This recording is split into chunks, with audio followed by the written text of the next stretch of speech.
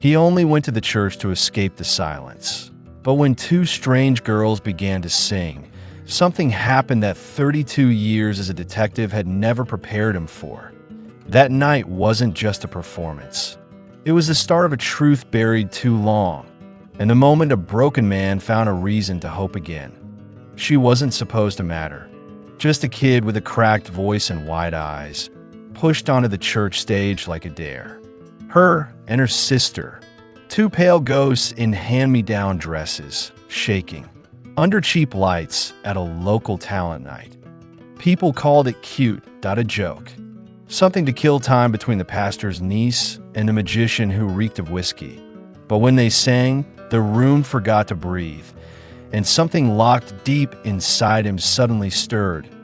He hadn't come for music, but he came because he couldn't bear one more night staring at the empty chair across from him, pretending he didn't still hear his daughter's voice echoing through the hall. 3 months since the accident. 3 months of silence. Not a word from Emma. Not a sound. Just those big, hollow eyes and the piano keys she tapped, like maybe they could speak for her, that he thought he was strong than a detective. 32 years on the job. 2 bullets in his leg. A medal buried in a drawer he never opened. But none of that helped when his little girl stopped talking. That night he sat at the back of the church, coat still on, hands shoved deep in his pockets, watching strangers laugh, sing, pretend the world wasn't broken. Then the girls came out. Lily and June. Maybe 11. Skin like moonlight. Eyes far too old for their faces. The first note was shaky.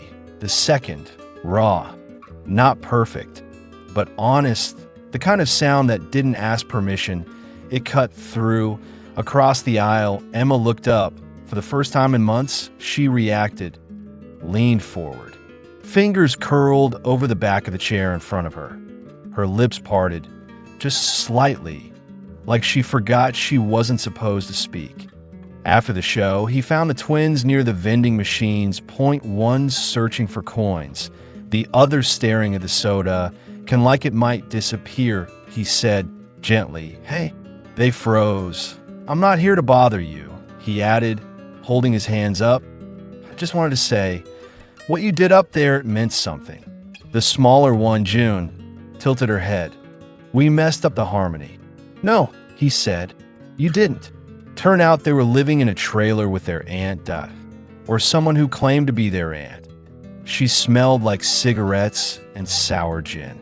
Didn't flinch when he lingered. Maybe she didn't care, but he saw the bruises.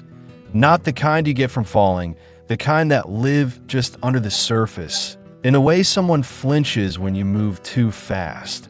Later that week, Emma wrote one word in her notebook. Lily.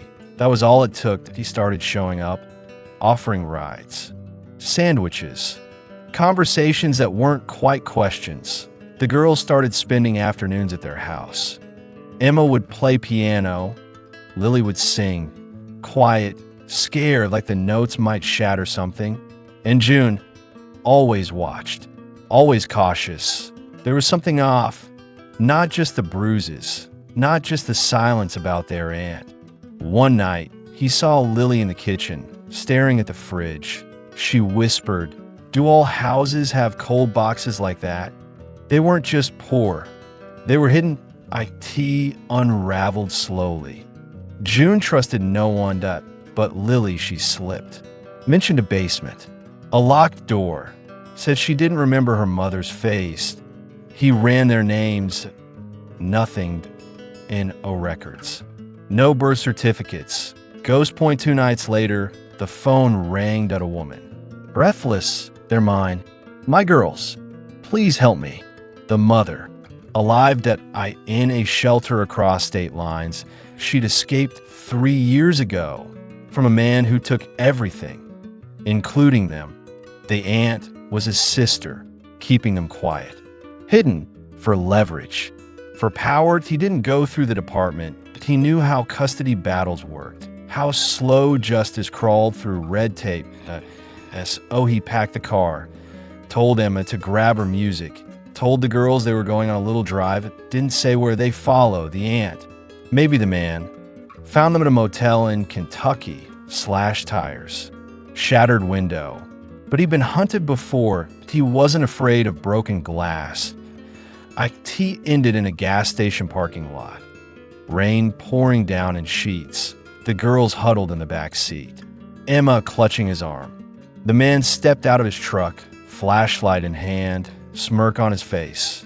"You think they're yours now?" he sneered. "No," he said, "they're theirs." And then Lily stepped out into the rain, just her. "No fear," she sang low, trembling, but clear point one long note. Then another. June joined her, Emma, 2.3 broken girls singing into the storm.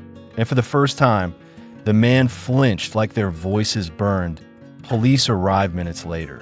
Someone had called. Maybe the clerk. Maybe fate. Didn't matter that he was gone. The courts moved slow, but not slow enough to lose them again. Their mother came, held them like she feared they'd vanish. They stayed for weeks, until the papers cleared, until the bruises faded. Emma talks now.